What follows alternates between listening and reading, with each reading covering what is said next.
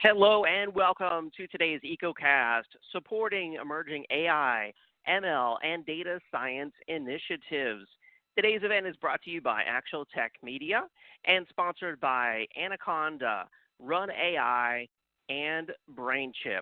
My name is David Davis, and I'm excited to be your moderator for today's event. We've got a really cool event lined up for you today, some really cutting edge, really exciting, kind of mind-blowing in some ways, topics and technologies that you'll be learning about on today's event. Now, before we get started, we have a few things that you should know about today's event.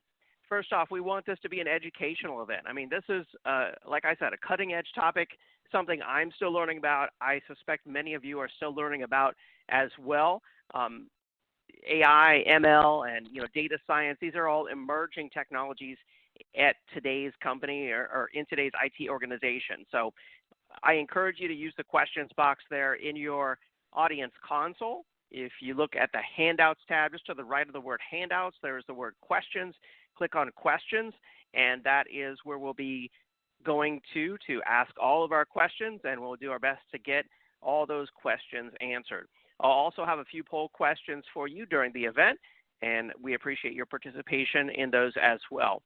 We'll be tweeting about the event over on Twitter. I'll talk about the hashtag in just a moment, but you can tweet directly from your console, and the hashtag will be automatically appended. There's a Twitter icon on the bottom of the screen. We also have resources from today's presenters. We've got 2 PDF resources there, and then a link to the BrainChip Resource Center. So make sure you check those out. Those are on the handouts tab. And then finally, we have a number of awesome prizes. In fact, let's talk about those prizes right now.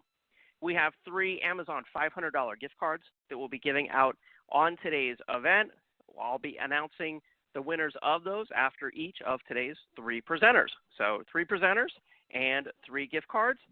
So it works out perfectly. To be eligible for the prize drawings, you'll need to ensure that you meet the full prize terms and conditions. Those can be found there in the handouts tab where it says ATM prize terms, with the most important one being that you're present on the live event.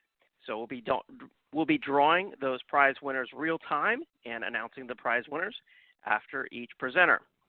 Now, if you should choose to donate your prize value to a charity, we would love to help you do that. In fact, Actual Tech Media has teamed up with the Dian Fossey Gorilla Guide, the Dian Fossey Gorilla Fund, as well as One Tree Planted. These are both great charities, and we're doing this in partnership with the Gorilla Guide Book Club. You can learn more about the Gorilla Guide Book Club at gorilla.guide, where you can download free enterprise technology books. If you would like to donate your prize value to charity, we would love to help you donate it to one of these excellent charities. And we have donated thousands of dollars to charities over the years through the MegaCast and EcoCast event series.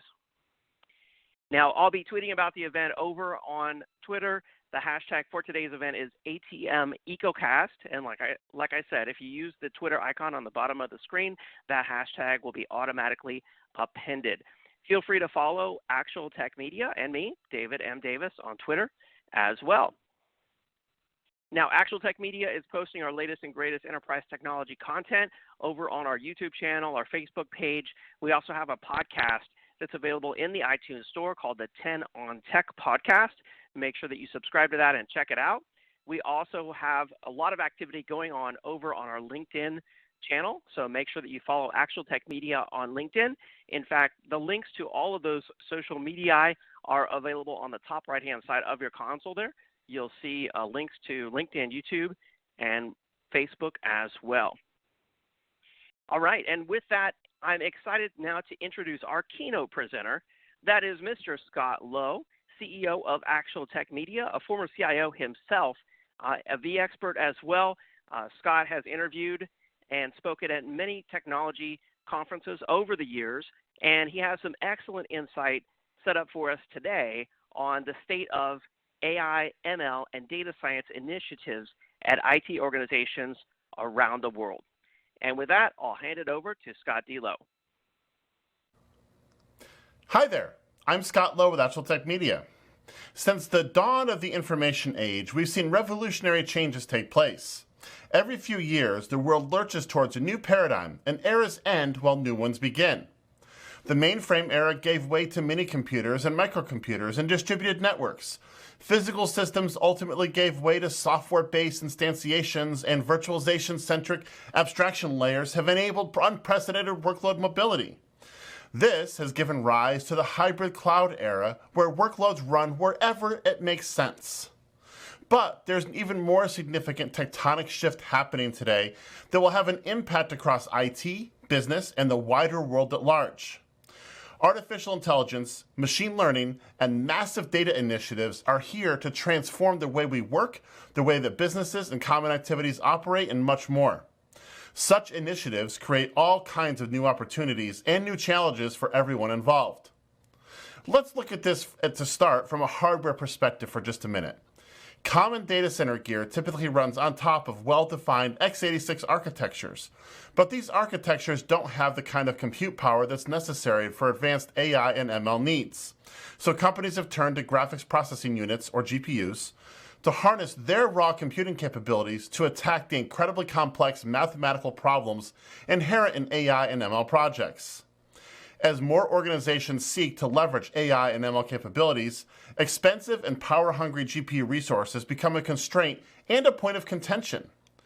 Companies such as Run AI are working hard to help organizations clear these constraints by turning, once again, to abstraction via virtualization to democratize access to these resources and wrap them in a governance layer to ensure usability across the enterprise.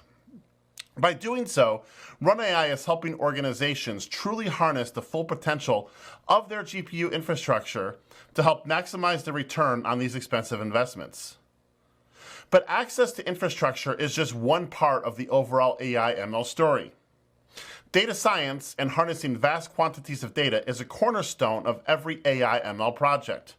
Without data, AI and ML projects have no way to learn. Product models are based around AI and ML services, analyzing training data to help models be able to perform basic functions in an automated way. And this happens based on the kind of patterns that are identified in the data. Continuous learning takes place as these models are fed new data on a continuous basis. Getting to a point at which real outcomes can be realized from these projects, though, is really hard. It takes time to set up the environment and to put into place the software architecture and frameworks that are necessary for real work to be done. It's even harder to deploy such structures that include some level of control and security. And this is where Anaconda comes in.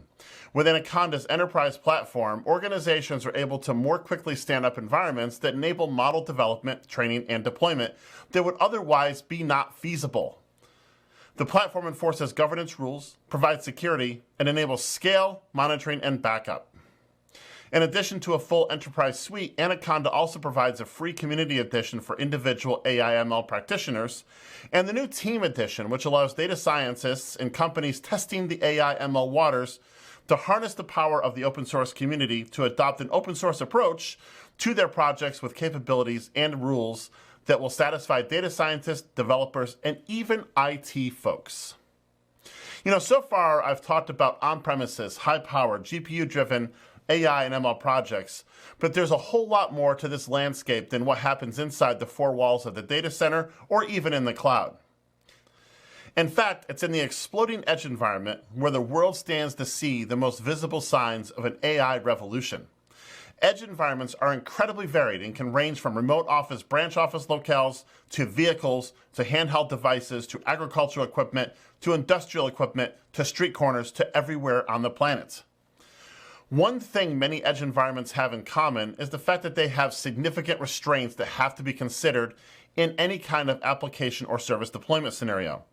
First, they may not have consistent or constant connectivity to the internet, which means that any edge AI needs to be able to be satisfied without guaranteed cloud resources being available. Oftentimes, these are backed by huge databases that guarantee connectivity, but that can't always be the case in an edge environment. Think of things like tractors and autonomous vehicles.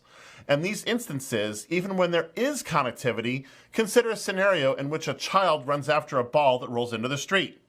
You wouldn't want an autonomous vehicle to upload sensor telemetry to the cloud with millisecond latency, resulting in the car striking the child while cloud servers are still waiting for data to determine what action the vehicle should take. That's kind of defeating the purpose of the whole scenario. Second, in edge environments, there may be serious power constraints. Consider an AI-assisted hearing aid, for example.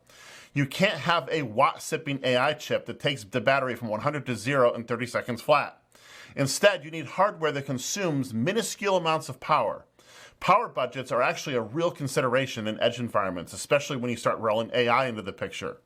As such, AI vendors with a focus on edge need to focus on technologies that can operate in very low power environments. These are the kinds of problems that BrainChip was founded to solve. The company's neuromorphic AI system on a chip and software suite, a third-generation neural network, essentially mimics the neurons found in the human brain, with linkages between individual artificial neurons, providing the synaptic glue that brings together all of the artificial neurons into a single brain. This construction makes neuromorphic AI processors far more efficient in terms of training than competing approaches take.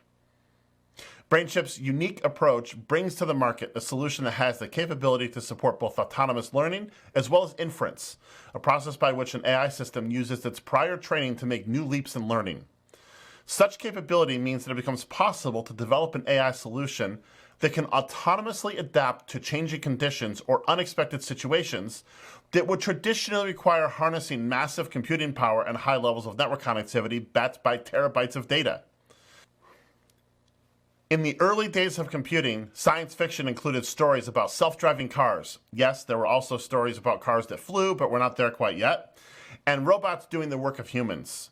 While we haven't quite yet achieved the mastery of all the hopes laid out in those stories, the groundwork is absolutely being put into place. AI and ML projects are already having an impact on society and on the work that we all do. Such projects are demanding new ways to manage infrastructure and are even demanding entirely new technologies to be developed from scratch. New challenges and opportunities are opening every day, and we're just scratching the surface of an entire new world of possibilities. In 50 years, I fully expect that we'll look back on the 20s in the same way that modern society looks back on the Old West and on railroad expansion. A lot of work was completed, all of which was important to help get to the next level of innovation, and that's where we are today. We're at the very forefront of an entire new era of innovation. All right, very insightful video there from Mr. Scott D. Lowe. Thank you so much, Scott. Thanks for being on the event and sharing with us your insight into AI, ML, and data science in the enterprise today. Some exciting stuff going on there. I've just brought up a poll question that's on the screen, and that is, what's your time frame for adding new AI, ML, and data science initiatives at your company? I'll just leave this up while we bring up our first presenter. Are we ready, our first presenter here? So I'll give you a moment to answer that poll question. All right, thank you everyone for answering that poll question. Do we have our first presenter? Yes. Hi, is it Taizi? Yes, Taizi Skogstad. Very pleased to be here with you guys today. Taizi, thank you so much for joining us from Anaconda. Taizi, I understand you're the Director of Product Marketing there. Thank you so much for being on. Take it away. Sure. Good morning, everyone. I lead the product marketing team here at Anaconda, and I am loving to talk to everyone about other ways that we can bring open source innovation to actually create real data science. As you know, the marketing opportunity for revenue and big data and business analytics is growing all the time. So the IDC estimates that revenue to reach almost over 189 billion by the end of 2022. And we know, because that was a fact, we reached that by last year in 2019. Most of those initiatives that involve big data, business analytics, data science, machine learning are actually propelled by the power of open source. We see that a lot of innovation are coming in the form of people adopting Python and R more and more. And we see the new workforce, the new experts in the area bringing a lot of ways to innovate in kind of exposing the business insights that we need to see. And they are using a bunch of open source packages for that, which is very good because it's something that is made by a bunch of contributions for the communities. But the problem is that there is a little concern about how this open source code and contribution is going to impact my organization in terms of risk. Still, there is a sense that we don't have exactly an idea what are security and concerns that we bring to our governance initiatives when we use open source. With that in mind, Anaconda launched last January a new product called Anaconda Team Edition, which is a repository for all the build artifacts. So you think about Python and R packages, the libraries. So we put them all together in a way that you can access those packages and have access to the metadata that is inside of them. With that, you have a very good idea of the repository that people are actually going to and getting the packages that they need to do their data science machine learning models. And also, it makes it easy to distribute those artifacts to the end users, package managers, and CI servers. So you can understand if there is a patch, or if there is a new version. All the dependencies there are tied to that package that's being deployed in your environment. So the biggest thing about in terms of what the Anaconda Team Edition brings to you as an organization is the innovation. You're going to be on top of everything that is happening in the open source world. You're going to see the first applications and things that are happening even with minimal investment in your side.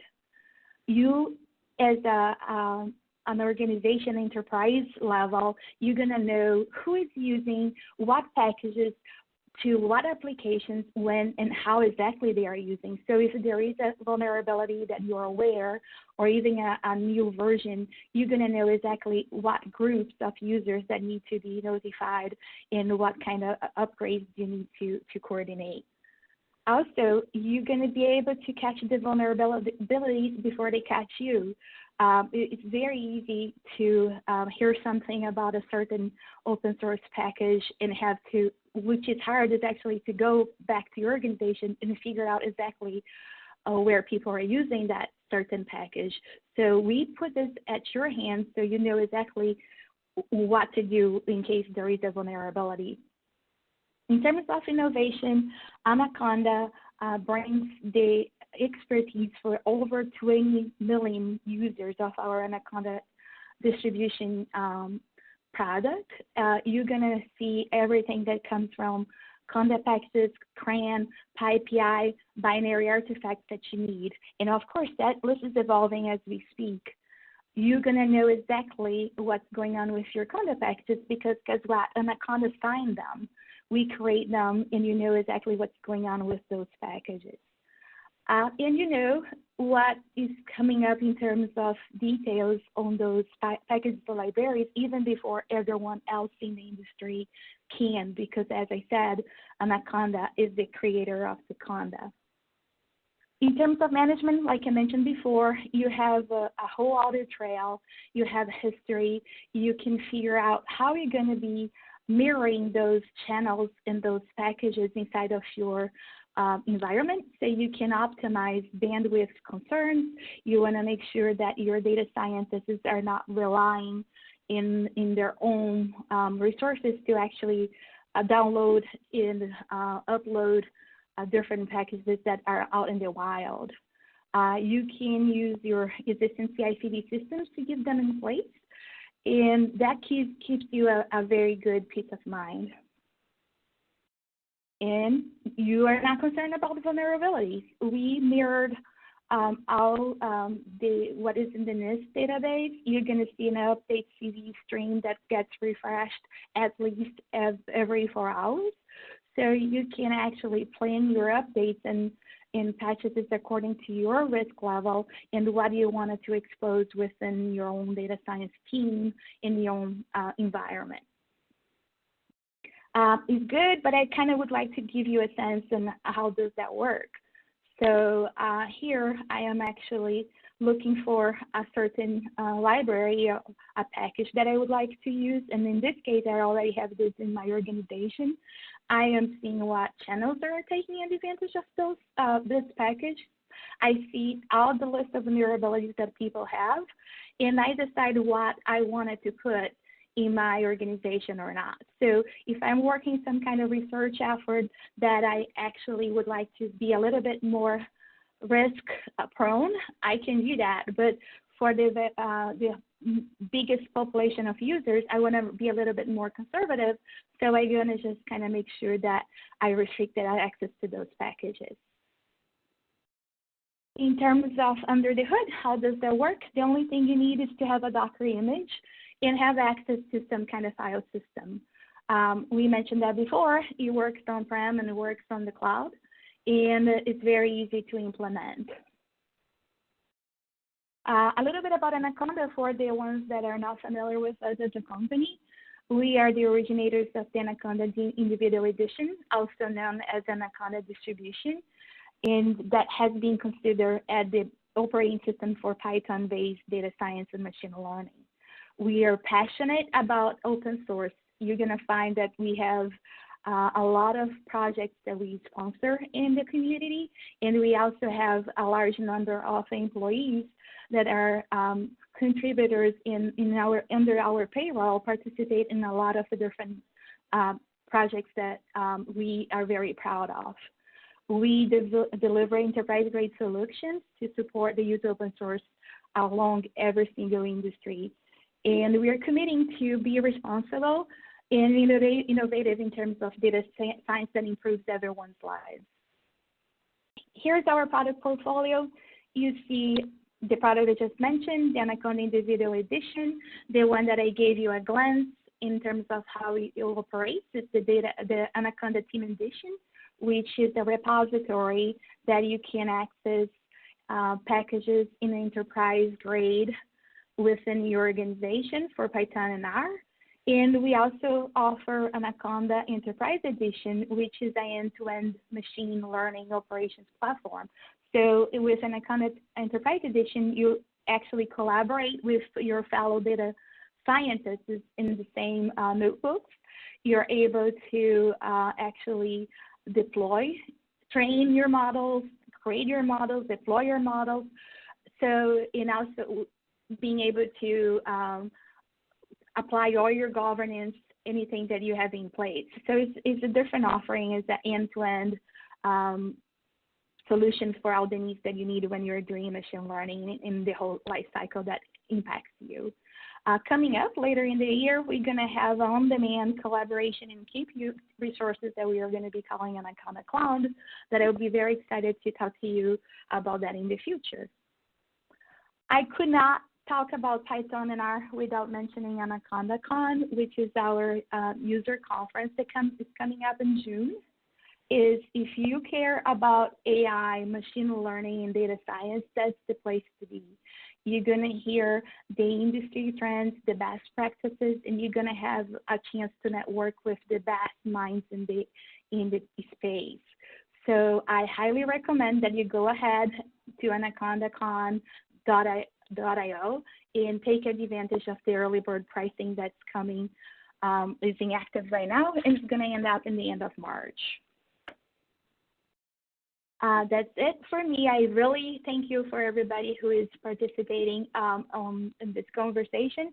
And feel free to follow us on Twitter, LinkedIn, and Facebook. Excellent presentation. Thank you so much. We do have some questions here for you from the audience, if you're ready. Yes. Awesome. So while we do that, I'm just going to bring up this poll question for the audience. And it says, what additional information would you like about the Anaconda solution? And I'll leave that up while we do some Q&A. So let's see, first question that came in here, they're asking, how do you ensure that both my proprietary packages and downloaded open source packages are always available? How does that work with Anaconda? So as the owner of your environment, as an IT infrastructure or system administrator, you're going to have a sense that everything that is stored within an Anaconda Team Edition, you know exactly what is inside of each package and metadata. So you can 100% control what is in your environment, because we give us all the control levels and criteria that you can decide. Doesn't matter if they are proprietary or open source packages. Okay, very nice. Very nice. And another question, how do I manage security and control access to my packages? Yeah, so once you kind of see what is the vulnerability score that you have, they vary between 1 and 10, you can decide in terms of user level what do you want to make those packages available to different groups. We actually do the whole control and permissions based on your kind of criteria that you use, and you can filter the packages based on like user permissions, licenses, create blacklists and whitelists as you wish. Okay, very nice. Sounds easy. Question came in here. Nancy is asking, is Anaconda Kubernetes friendly? Yes. We are friendly to Kubernetes. Doesn't matter what, if you want to bring your own, if you want to take advantage of other options that we have, but definitely we are friendly to Kubernetes. Okay, very nice, very nice. Next question, how do I share artifacts and packages efficiently across my organization? So you're going to create a channel, and you can decide which users you would like to share that package that's in that channel, and you can do by like each user or user groups. But it's very easy, very similar to other tools that you have been using in the IT industry. Okay, and so is Anaconda? Is it something I install on premises? Does it run in like is Anaconda a SaaS solution, or how does that work? So an Anaconda Team Edition, what I'm talking here, can be installed in an air-gapped environment, can be in the cloud. It's really depending on the application and the needs that each company has. But it works either way. Okay. So let's see, Claudio is asking, does Anaconda Team Management map to the predefined organizational user directory? How does that work? Yeah, it does. It integrates with your Active Directory. You can do LDAP, you can do SAM, you can do authentication with social. Yeah, we have all those integrations in place. Okay, very nice. And so I'm curious, let's see, another question just came in. Will Anaconda Team Edition allow the use of Active Directory groups to manage user access? Yes, it does. Okay.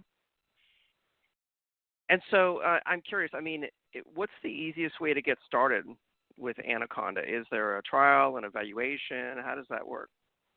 It's just to go to our landing page under our products at anaconda.com. You're going to see ways that you can engage with our sales teams, and there are different levels of packages that you can kind of sign for. And I think that's the easiest way. Go ahead and check it out, anaconda.com, Anaconda Team Edition. Okay. And so are there different editions of Anaconda?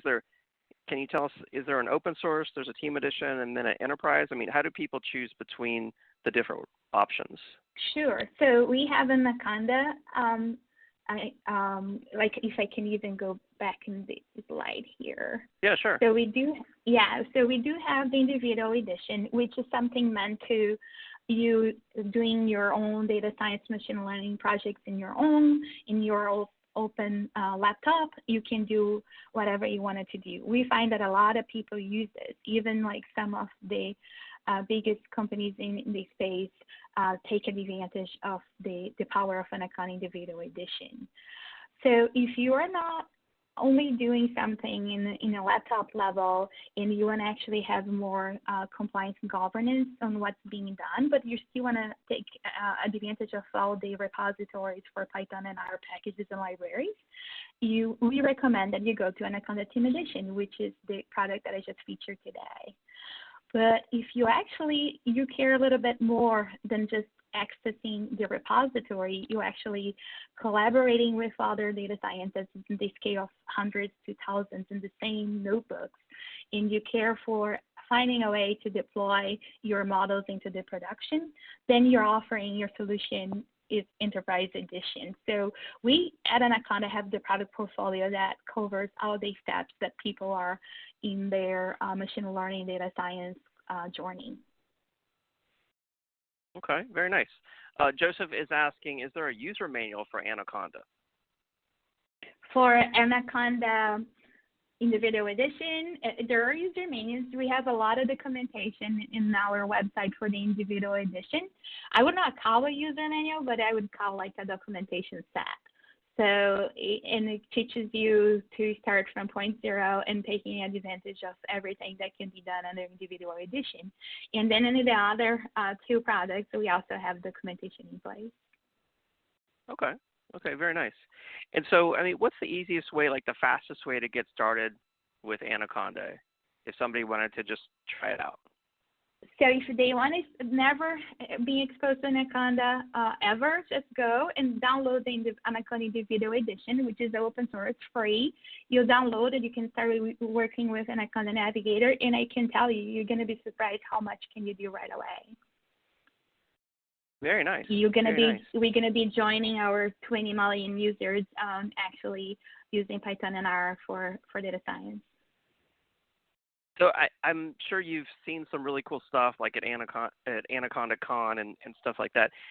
Can you share with us? You probably can't mention company names, but I mean, like, what are some of the cool things that people have done with Anaconda in general? Yeah, you're gonna see like a lot of the using like optimizing processes with like even video monitoring, like preventing money laundering, like propensity for people to convert with their own products. There are a lot of cool applications that we have. And actually the sky's the limit, right? I mean, you can do pretty much everything you can imagine with data science and AI nowadays. It's just a matter of how you do it and how you can do that in a responsible manner, and making sure that you are protecting people's information and your model is ready for production. Very cool. Very cool. All right. Well, I learned something new. I'm sure the audience learned a lot new as well. Thank you so much for being on the event today.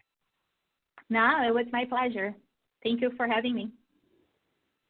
For more information on Anaconda, of course, visit their website, anaconda.com. Also check out the handout that's available for download right there in your audience console.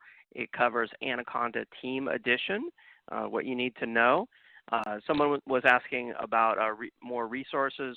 If you go to anaconda.com, click on resources on the top, they have it all broken down there, white papers, videos, community. They have a community, a blog.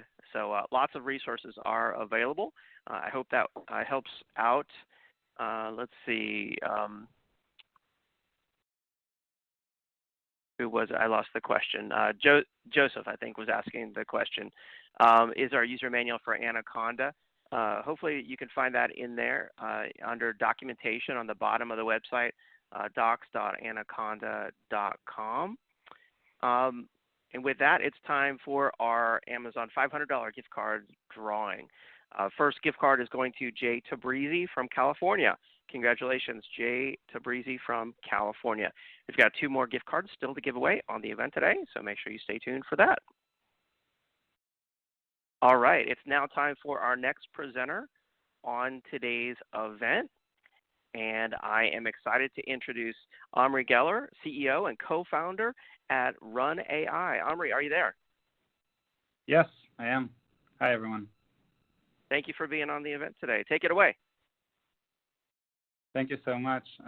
Very excited to be here speaking with you all. So I'm Omri Geller, CEO and co-founder at Run AI.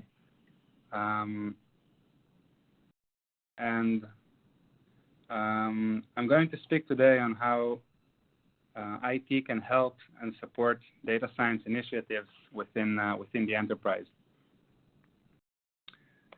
So, as we all know, artificial intelligence is a real revolution. It's a new technology that allows computers to be smarter, right? And giving them amazing new capabilities like analyzing data such as human speech, text, images, and videos, sometimes even better than human understanding.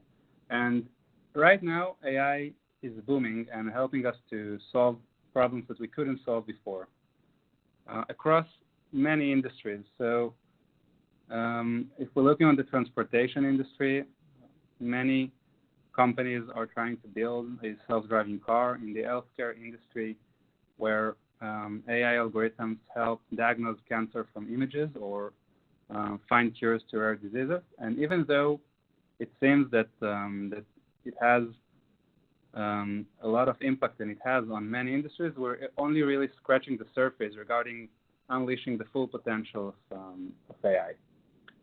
So the concept and algorithms of artificial intelligence are known already from the 50s. This is not new. But what actually helped it move from being an academic promise to an applicable technology is the computing power. So in order to solve an AI algorithms and make a computer think like a human, it needs to process huge amounts of data. And only recently, those new hardware chips that are able to process such amounts of data were introduced to the world. And in order to solve more and more complex problems, we'll need to use more and more computing power. So today's state-of-the-art algorithms that are called deep learning algorithms that actually mimics the human brain are so compute intensive that they tune hundreds of millions and sometimes billions of parameters. And this is only going to scale in the coming years.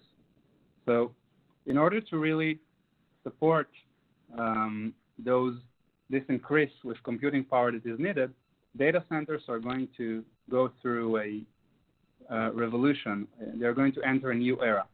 And this new era is going to be driven because of three pillars. So the first thing, the data centers are going to have new accelerators, new hardware accelerators, such as those GPUs, and NVIDIA's GPUs today are most of the market, and new hardware that is going to support this tremendous computing power that is needed. The second thing that is needed in order to support the compute-intensive tasks of AI is distributed computing. So in order to run compute-intensive workloads, you can use sometimes more than a single compute resource in order to run those workloads. So for example, running a single workload on 2 GPUs can end up with running 2 times faster. And here we're speaking about workloads that can run for hours, days, and sometimes weeks, and therefore it is mandatory to accelerate the process of running those workloads. And the third pillar is data science. So data science is a new field that the R&D of data scientists is based on experimentation and running experiments, compared to traditional software development, where users build the code. In data science, the researchers that build AI solutions are running experiments in order to bring solutions to market. So when we look forward to how data centers are going to look in the next couple of years, we're seeing data centers with new accelerators and a lot of experiments, workloads actually, that are going to run inside the data centers. So like every new technology, and with the rise of new data centers and R&D, there are also new challenges.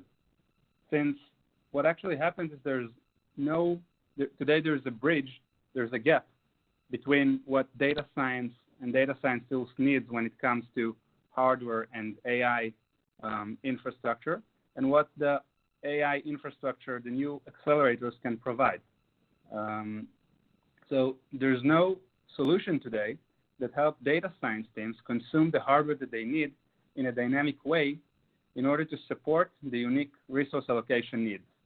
And let me explain here. So when we speak about experimentation, those data scientists, the researchers, they need a different amount of compute at every day and at every moment, potentially, since at one day they can use a single resource, a single GPU, one GPU, but on other days they can use much more, for example, 8 GPUs, because they want to run 8 experiments in parallel because their R&D is based on experimentation.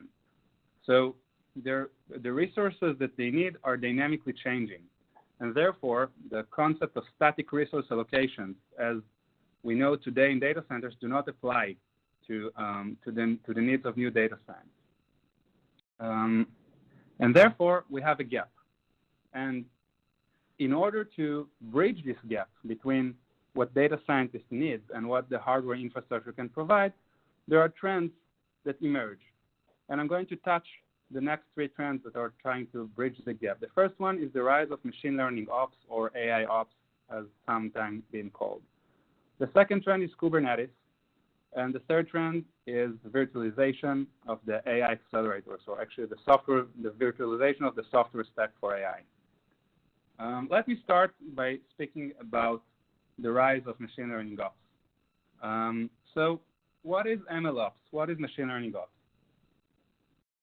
The process of building machine learning model includes prototyping, exploring different approaches for a solution, and then a process called training, where you actually teaching the machine and finally deploy these models in production. Many of these tasks can be automated, but today a lot of manual work is involved for the researchers.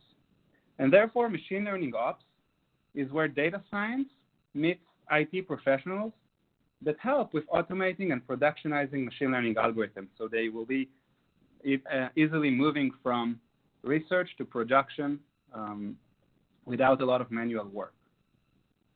So if you think about it, that's pretty similar to DevOps, right? Back in the days, the new field called DevOps rise because developers had new needs when it comes to agility and bringing new code to production fast. And therefore, to bridge the gap between the new needs of developers and what IT provides, the DevOps was rise. So in the same way, data scientists have new IT needs, new infrastructure needs, and therefore we need to provide them with automation that help them to automate the development of instead of development of code with DevOps, this is development of models, of AI models that are trying to solve problems. So we want to automate building of AI solutions of the model. We then want to automate the process of this model being implemented in production. And those models that need to think like human, exactly like human, they need to learn all the time. Therefore, when a model is in production, we want to continue the process of learning, and therefore we need to automate a process called retraining or relearning, actually, where with new data that enter the system, those models can learn, and so on. So MLOps is pretty similar to DevOps, and therefore, by building the right machine learning ops organization within the enterprise, data scientists and IT can work together efficiently. And what actually will happen in that way is that data scientists will get what they need when it comes to resource allocation so that they can build better AI solutions and bring them to market faster. And IT organizations will maintain control over these new powerful resources and gain visibility to make sure that consumption of those resources is aligned with business goals. The second trend that is rising in order to support AI initiatives is Kubernetes. So we're all familiar with Kubernetes, that is a rising star in the world of IT for many reasons, and it actually became the de facto orchestration platform for containers, right? So Kubernetes has many advantages, and I'm not going to count all the advantages here, but one of the main advantages is that it is cloud native and allows us to scale and deploy applications on any cloud in the same way. So from IT perspective, Kubernetes is rising, and many enterprise IT organizations are moving towards Kubernetes. And also, if we take a look on the data science side, Kubernetes has huge advantages for data scientists as well. The first advantage is that actually containers are heavily used with data science. And the reason is that data scientists use very different tools. For example, frameworks that are named TensorFlow, PyTorch, and many other tools that are dedicated for building machine learning models. And those tools, those frameworks have many different versions, and therefore each researcher is working in a different environment. Therefore, containers are very beneficial for data scientists in order to be able to reproduce experiment environments as well as deploy their code in different cloud environments. In addition, those AI workloads can run for a lot of time, and the fact that Kubernetes is able to run jobs in a containerized manner, meaning that you have an entry point, then it is going to run for weeks alone without iterations from the user, is very efficient for running AI workloads. And in the end, similar to software developers, using pipelines and microservices is good for debugging and deployment of AI models as well. So Kubernetes is a rising star also when it comes to AI. However, Kubernetes wasn't built in order to support AI models. It was built in order to support services, and therefore it is not yet optimized in order to run AI and ML. And though this is the future, currently there is a gap between what Kubernetes provides and what the data science really needs. And we at Run AI, we help to bridge this gap by integrating our solution into Kubernetes clusters. And we enhance those Kubernetes clusters to have all the capabilities that are needed for AI ML development. And in that way, IT organizations can use a single IT environment to serve all users, whether they are developers or data scientists using CPUs or the new accelerators that are entering, such as the GPUs. The third thing that is a rising trend when it comes to adopt AI in the enterprise is virtualization of the AI stack. So it is very important to virtualize AI accelerators. And maybe the first thing that we need to answer is why actually to virtualize AI? And the answer is that today, data science workflows and hardware accelerators for AI are highly coupled. And while CPUs, storage, and networking are virtualized, AI accelerators such as GPUs are not virtualized and typically deployed in data centers as bare metal and are allocated statically to data scientists. And those static allocations, it's looking from the data science side. Static allocations frustrate the process of experimentation since they can't get a dynamic number of resources to really experiment and bring AI solutions, so it slows down innovation. And in addition, looking from the IT perspective, managing bare metal creates infrastructure hassles, as we all know, for IT organizations, as management, visibility, maintenance of hardware, and other critical tasks are cumbersome. Therefore, the virtualization of the infrastructure of the AI infrastructure is mandatory in order to build a scalable system that drives innovation in the enterprise. So what you actually want to do is you want to decouple the data science from the underlying hardware so that data scientists can concentrate on building models instead of on IT hassles. And IT organizations can build a scalable hardware environment that is compelling to the unique needs of data science. And that's our vision at Run AI. We build full hardware abstraction to really virtualize the AI infrastructure. So we do it by building the ideal AI infrastructure that provides the first virtualization layer for AI accelerators. As you can see here, we are a layer that runs on top of those new AI accelerators, such as the GPUs, and of course also CPUs, and beneath the workloads that are actually running. So our software bridges this gap between the new form of workloads and the new hardware that is evolving. We take enterprises from the dark age of AI infrastructure, where they spent much of their time on manual engineering and static resource allocation, to a dynamic and elastic cloud-native platform that automatically brings supercomputing powers to the hands of every data scientist, while allowing IT organizations to maintain controls over their compute resources.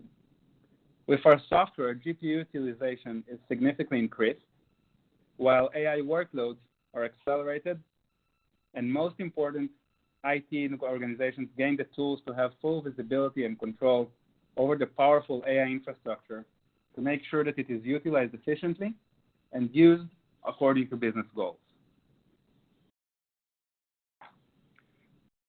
So to summarize, by using a software layer that is based on Kubernetes and pulls together all the hardware, including CPUs and GPUs, enterprises can build a scalable compute environment that is compelling to data science development.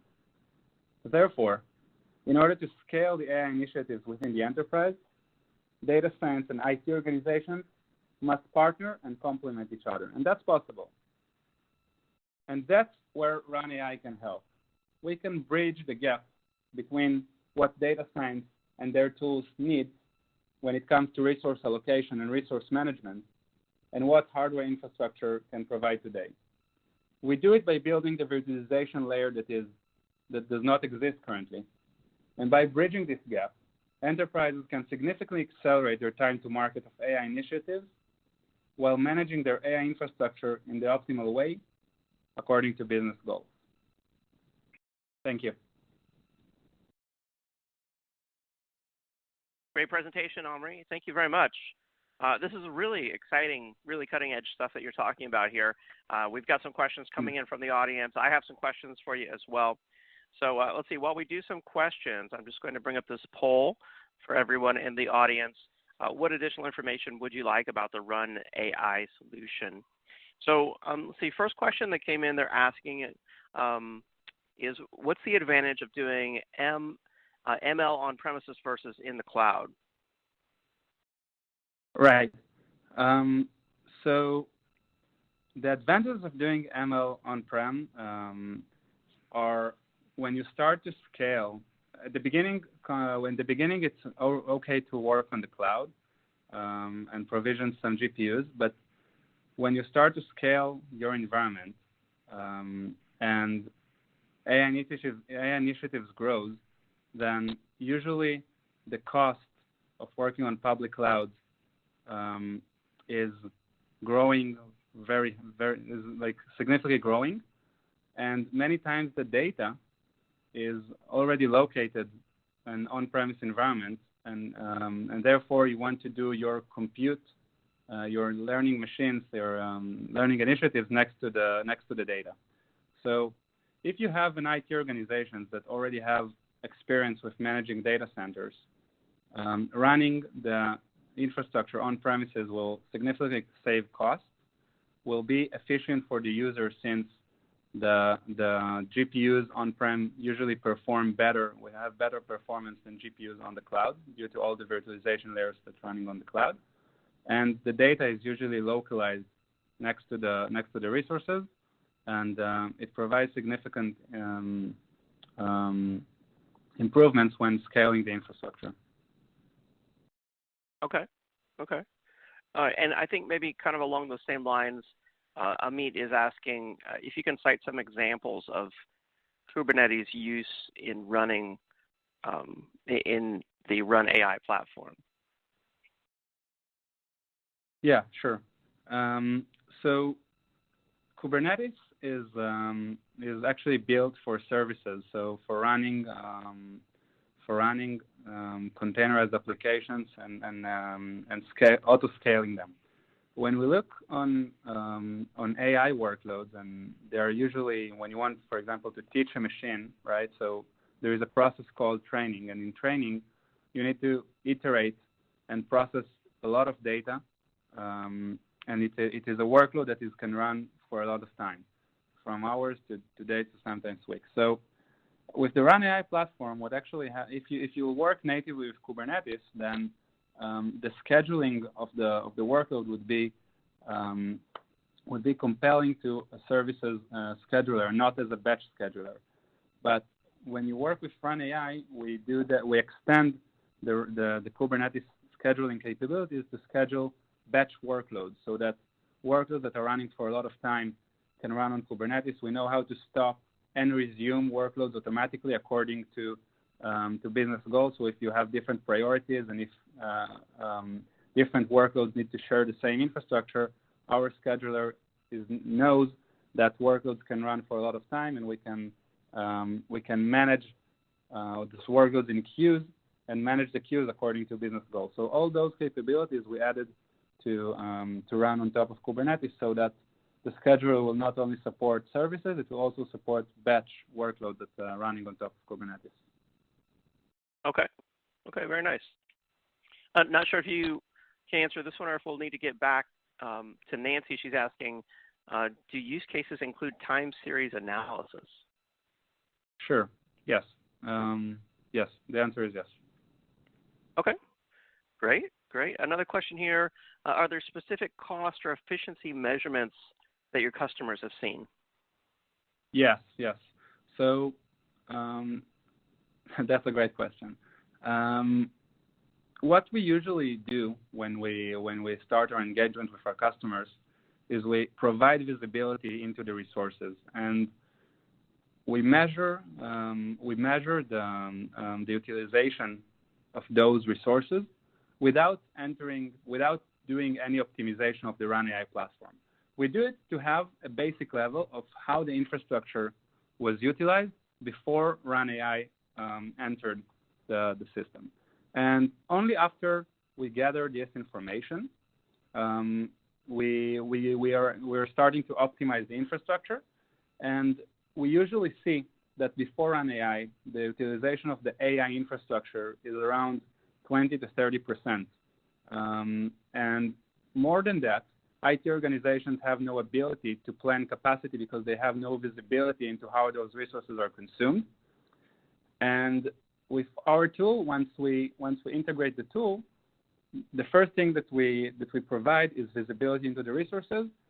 So they'll be able to see how much of the resources are actually being used, and then we improve it, where we usually improve it to more than 80%, the utilization of the AI infrastructure. And of course, you don't want to be close to 100% utilization, because then it means you want to be close. But if you're close to 100%, you usually need to buy more. But with our platform, we provide IT organizations the ability to actually do capacity planning and to understand how much hardware they need to actually purchase.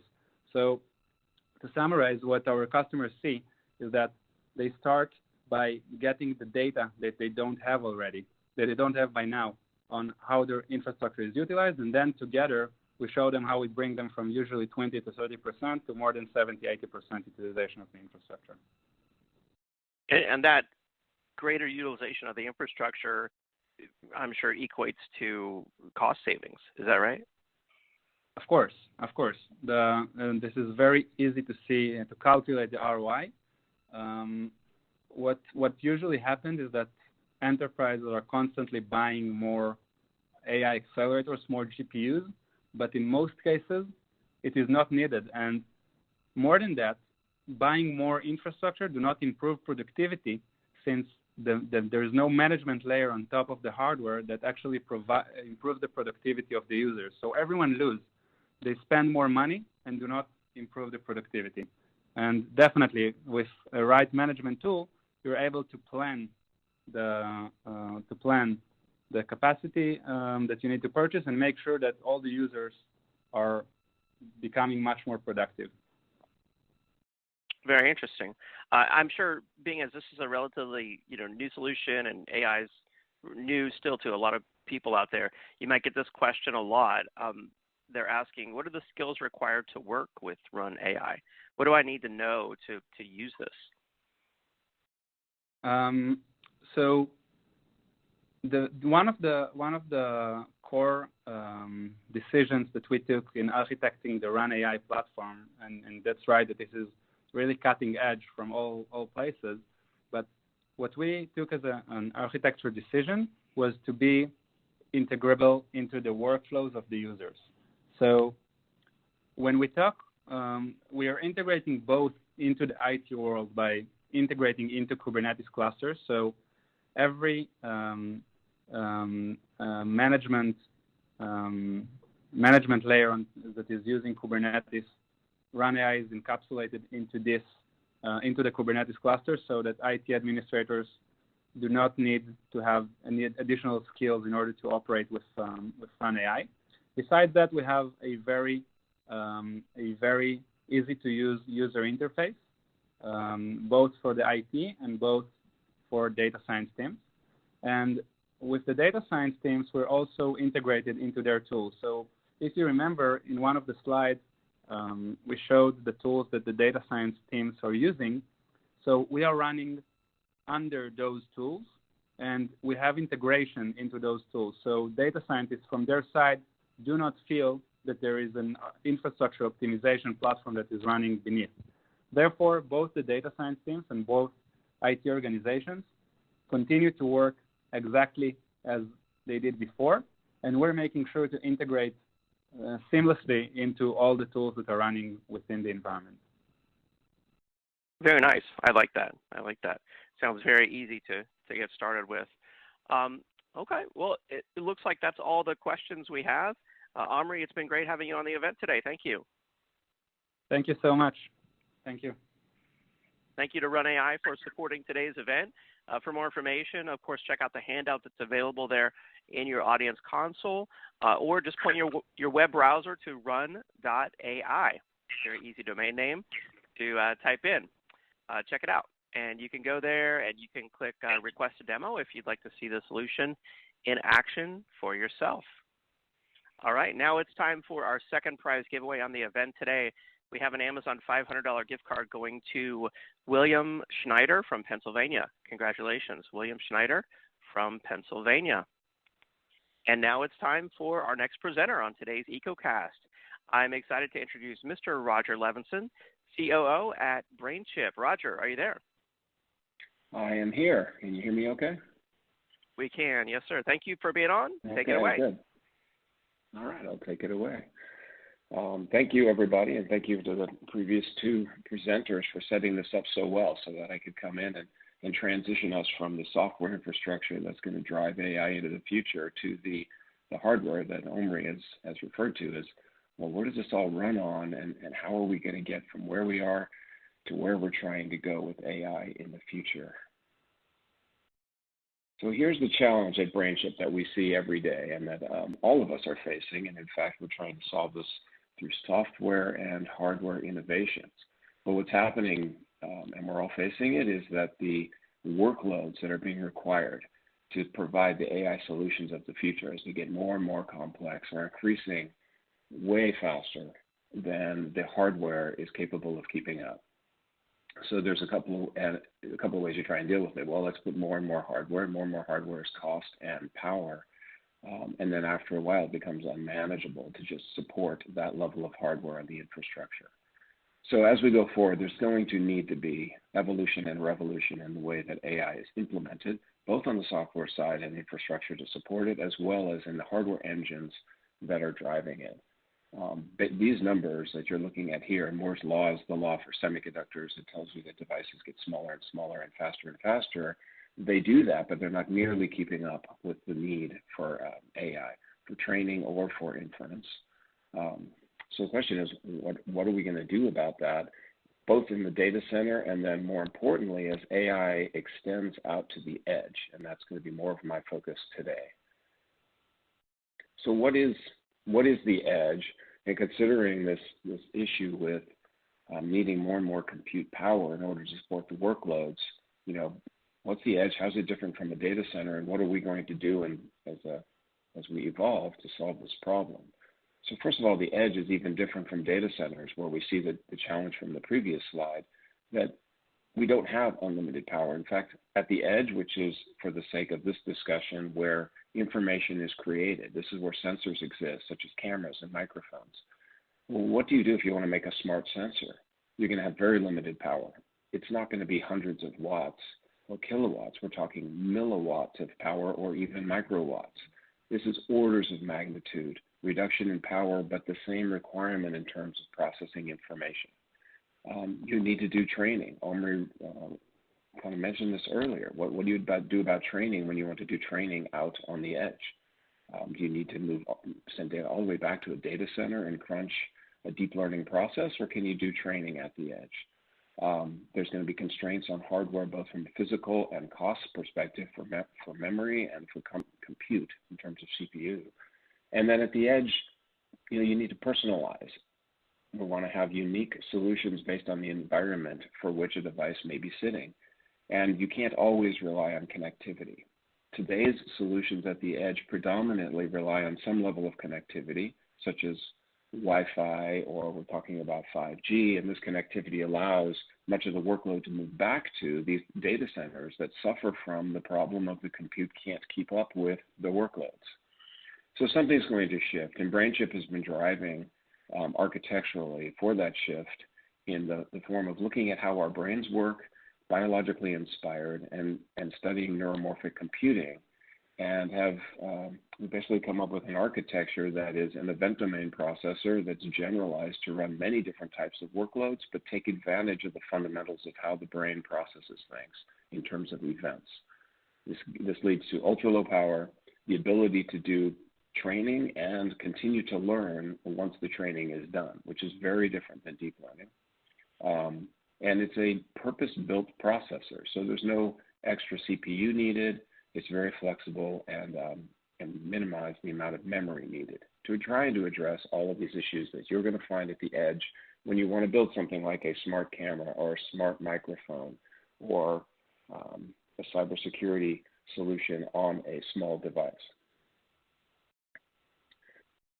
So what's the difference between what's going on today in terms of data domain processing versus event domain processing? And some of you may have heard of neuromorphic computing, may have heard of spiking neural networks.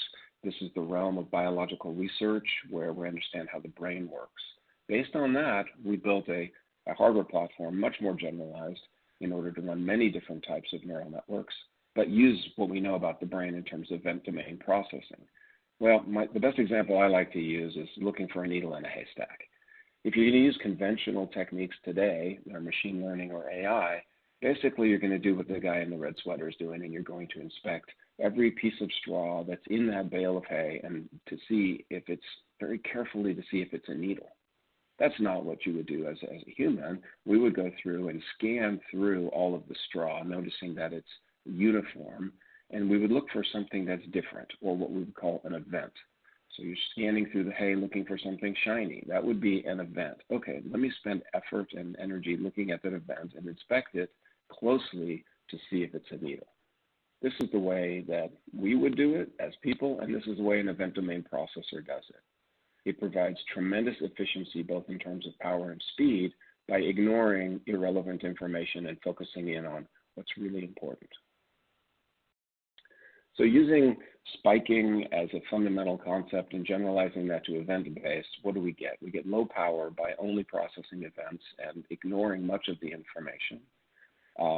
By doing this, we're actually able to quantize very heavily. And this is something that goes back to perhaps the development infrastructure that data scientists use, where how do I know if I need 32-bit floating point in order to have an accurate network, or 8-bit integer, or can I do 4 bits? Well, it turns out even at 4 bits, the research is showing, and we've proven, that you get excellent accuracy in the event domain using 4 bits or less. This reduces your memory, it reduces the amount of power because much less information is having to be moved around for the parameters in a neural network.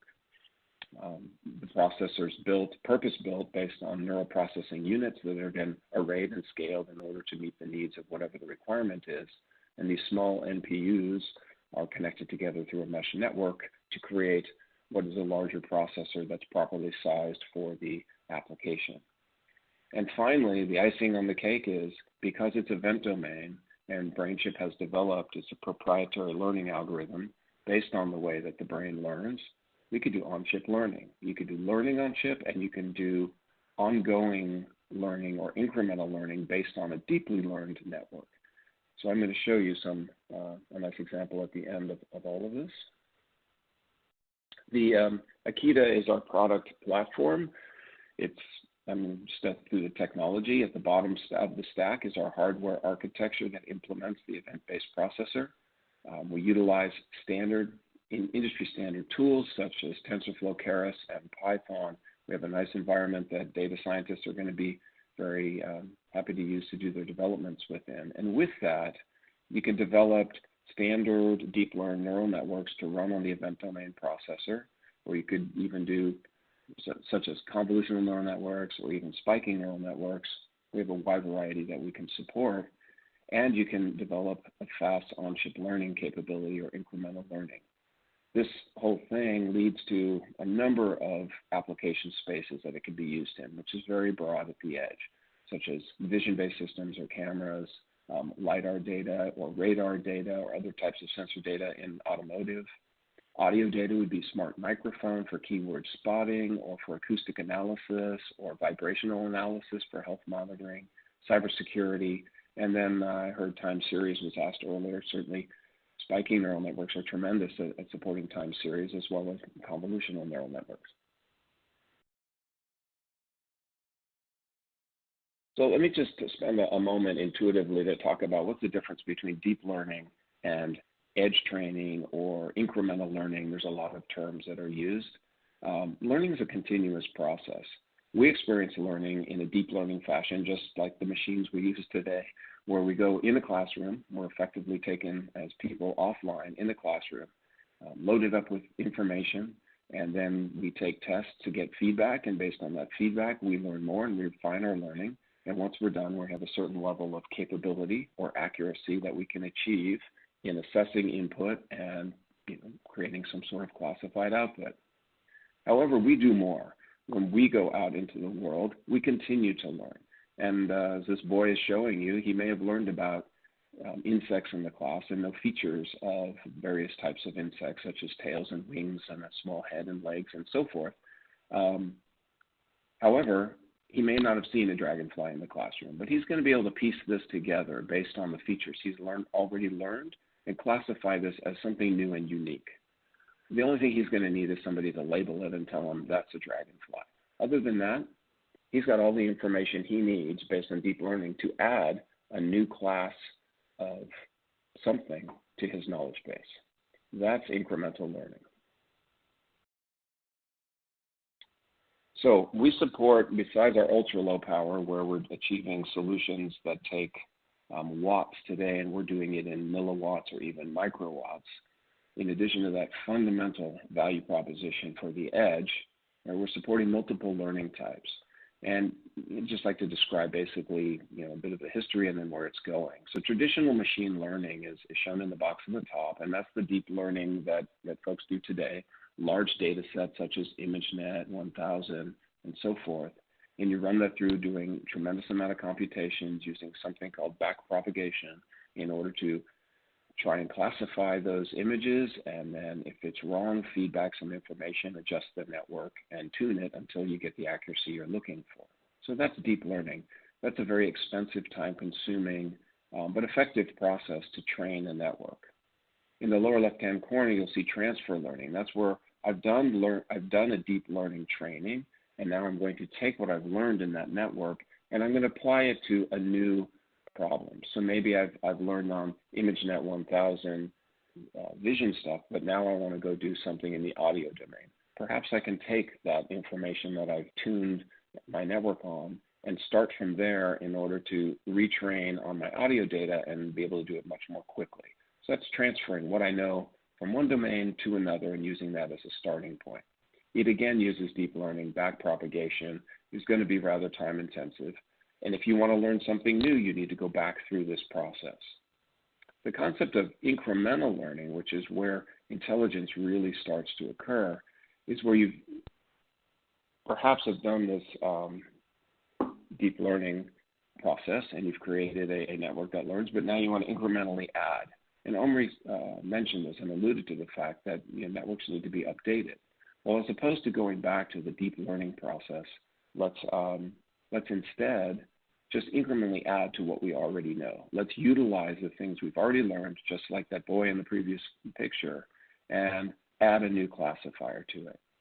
And that can be done in a number of ways. You could do that through backpropagation again, although it's rather complex and quite involved. Or you can use feed-forward learning, which is what the Akita platform does from BrainChip.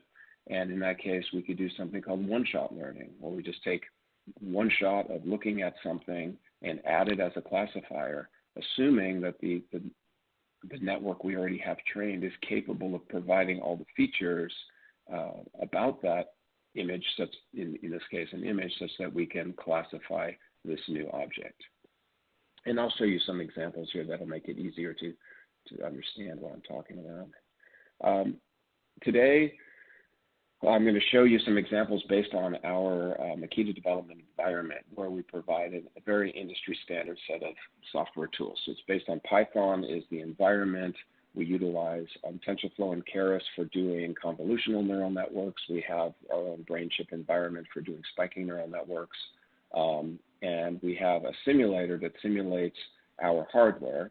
And just as an aside, our hardware is available both as IP, which is circuit design that can be embedded in someone else's chip, which is called an ASIC or an SoC. But we provide that design, could go into a processor for a cell phone, for example. And we also will be providing a chip that will be available in the later half of this year that incorporates everything that I've talked about. Let me just show you the CNN development flow, where we take a convolutional neural network, which typically does not run on an event domain processor, but we've basically made that seamless for folks. We take a standard convolutional neural network, such as MobileNet that I'm going to show you next, a very standard, industry standard benchmark, and you can train that, get to the accuracy you want, do quantization, et cetera, and then we convert it so that it runs on our Akita event domain processor, and you get all the benefits of low power and the ability to do continuous learning. So first I'm going to show you a quick video of what does it look like when you do an AI? How does that look? So we have MobileNet. We've done the deep learn training cycles on a GPU in order to get a network that has all its parameters. This is the traditional method.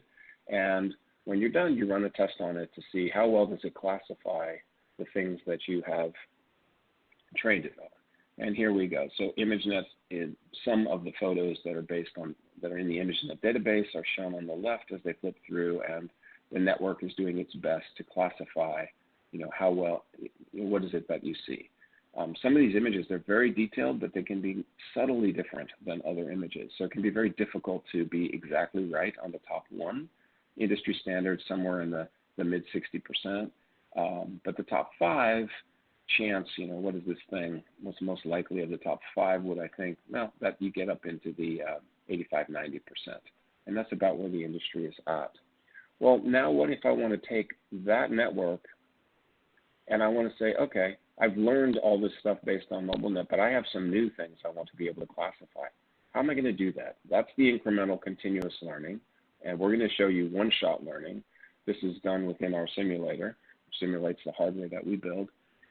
And basically, we give one shot of a picture. It comes in as a particular image, and then we're able to classify that going forward based on the deep learning parameters that were learned previously. But we don't have to go through a deep learning cycle. That's the big difference. This happens in hardware in the matter of milliseconds at almost no power consumption. The coefficients necessary to do this classification are stored on the device. They don't go anywhere. So your data privacy is taken care of. You don't require any connectivity to do this learning, and you don't need any backpropagation, compute-heavy calculations in order to do this. It's very much the way that we would learn. So this is a demo. Let me show you. We've started with the MobileNet V1 trained on the ImageNet database. And we basically have removed all of the classifiers. So at the beginning, there's nothing that this network can classify and tell you about.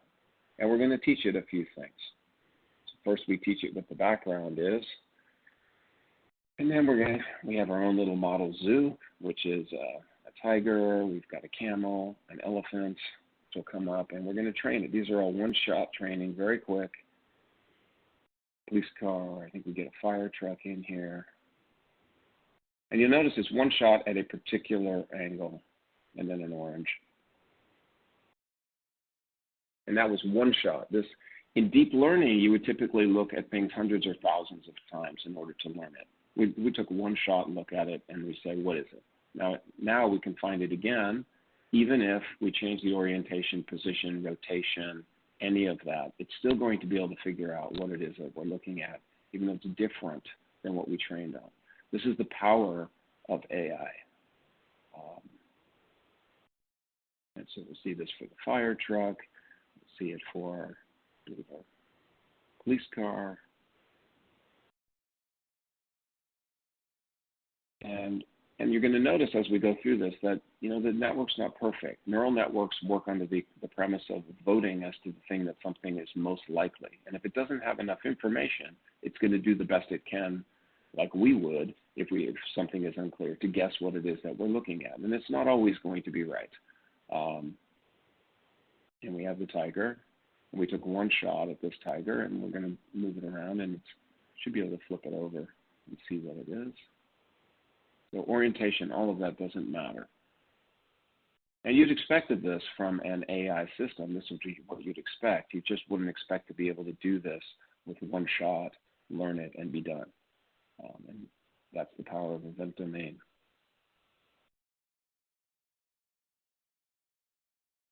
So we learned on those animals that were and cars that were no plastic models. Well, what happens if you now take and use a picture of those animals instead? How accurate is it going to be? This is going to be rather challenging because it's quite a bit different than what we trained it on. If you would train something and you would show it, like I said, hundreds or thousands of different images, and then you would learn to be able to group all of those to a particular classifier. Here we learned on one thing and said, okay, can you figure out based on that one, can you extend that out and extrapolate to something else? And it's not going to get it right every time, because it's significantly different. So maybe you have to go back and have to do a bit more training, maybe another shot, and add a bit more information in order to be more accurate.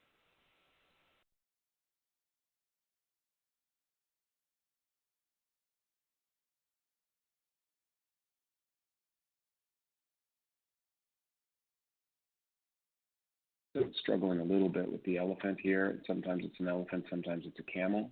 The way neural networks work, they're looking both at features as well as colors and all the various abstractions of images in order to understand what we're looking at, the same way that we would. So we'll go ahead and train a little bit more, and then we're going to see if we can do a better job. After we've retrained it by adding more information about elephants based on the pictures, and now it's going to be much more accurate. So this time we had to do two shots. We had to show it the little animal plastic figurine, as well as providing a picture for it to understand what it's looking at. And the same thing we can do with the tiger in order to get more accuracy there. We can add another picture like that and learn on that, and now we'll be able to see a much better accuracy on a wider range of tiger pictures and elements.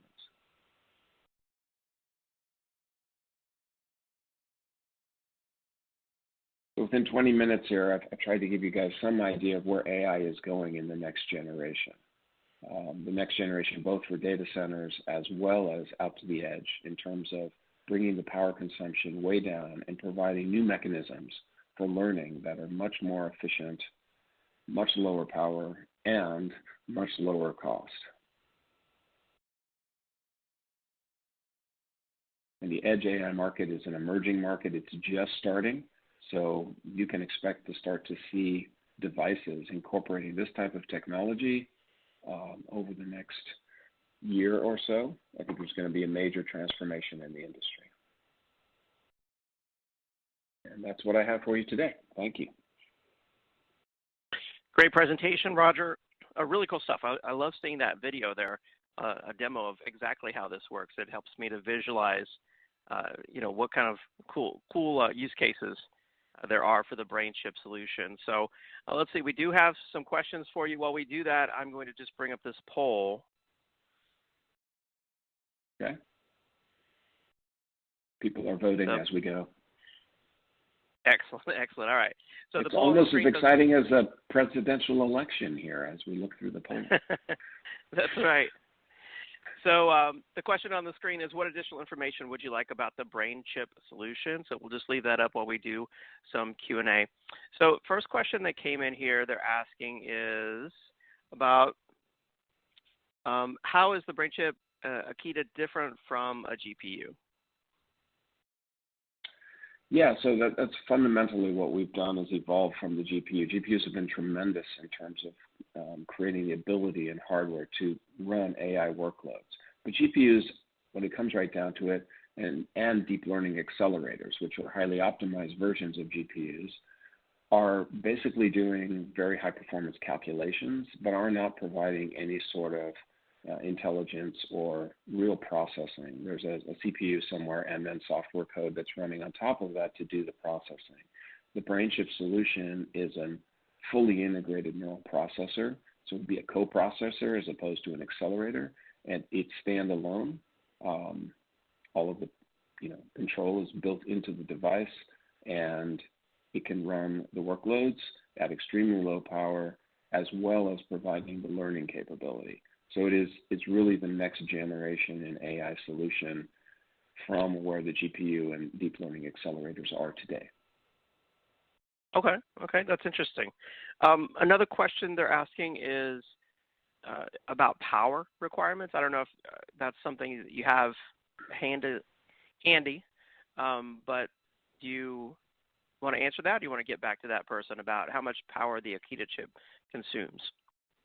So the Akita chip consumes power depending upon the workload it's running, which is going to be similar to any other hardware. I'll give a couple of examples. For keyword spotting, this would be the 30 Google words that are available out there. We're doing like 10 words per second at under 200 microwatts versus MobileNet running 30 frames per second, having been trained on the ImageNet 1000 database. That's a little over 100 milliwatts to run that. And this is all, when you get to hardware, you have to know what technology node you're at in order to put things in perspective. That's all benchmarked on a 28 nanometer solution. For example, the MobileNet, typically you'll see over a watt at the lowest power to do the same type of workload that we're doing, a little over 100 milliwatts. Very nice, very nice. Another question they're asking, if such low power capabilities exist, why are organizations using other hardware? In essence, what are the limitations of BrainChip's hardware? I'm not sure I understand that one, but I don't know if you want to take that. I think I get the question, and it's okay. It really gets kind of the heart of the issue is, yeah, I don't know why anybody would use any other hardware, but that's besides that comment. The hardware from BrainChip is relatively new to the market. We've just recently introduced our IP and are engaged with a number of companies on integrating that into their chips, which will then show up in devices down the road once those chips become available. Our chip, our first hardware platform, will be available mid-year. So that's when people will be able to start actually producing end devices based on our technology. Right now, we're working with a number of companies on developing their systems based on our technology. So the uptake is very strong. There's a clear demand for edge devices with ultra low power and the ability to learn and personalize all the factors that are plaguing the edge. So we're seeing tremendous interest. Okay, excellent. Another question, Nancy's asking, do you have any advice on how to decide which data should be handled with edge analytics? Wow, there's no good answer to that question. I think that comes down really to each system implementation and how they want to handle things. In the end, what we expect to see, and I think most people are converging on this, is that AI will become a distributed solution set. there will be some level of intelligence that's done at the very edge on the sensors. Then there'll be one step back, maybe at the base station if you're connected wirelessly. There'll be a little bit more that's done there. And then there's going to be more done in the data center. So, and it's going to be different, for example, for an automotive use case versus, somebody's cell phone camera use case versus a surveillance camera or a microphone somewhere. Each one of those is going to be different. And it's really a case where the power constraints, the physical constraints, the cost constraints determine what's possible to be done. And then you do the most you can at the edge to minimize data flow. And then you leverage upstream resources as best as you possibly can. Okay, good advice. Good advice for a tough question there. Another question that came in, why is incremental learning a challenge for traditional AI solutions? So incremental learning is challenged because the learning mechanisms today require something called backpropagation. And backpropagation is has a significant overhead, compute overhead, and requires quite a bit of data in order to process a variety of inputs that are all classified as the same. With our one-shot learning, you saw how we did the tiger and as a plastic animal as well as the picture. Well, imagine if you need 100 of those completely different types of sources, and then you're going to process them all and feed back into the network and change all of the parameters in the network to tune to that. It's actually going to affect all your other classifications as well. So the deep learning has a very hard time giving you a specific result for a specific input without impacting all of the other classifiers or results that you're looking for. The one-shot learning, being a feed-forward process, creates a new output based on everything it already knows and has no impact on the other outputs that are, or results or predictions that are coming from the network. That's the fundamental difference, as well as happening extremely fast on a very small amount of input. Okay, fascinating stuff. Here's a question that came in from David. Is it possible to buy chips that are pre-trained? So the chips themselves aren't necessarily called pre-trained. The chips are loaded with a data set that comes from memory somewhere, which is all the parameters. It gets configured with those, and then it runs and does inference, or you could do continuous learning.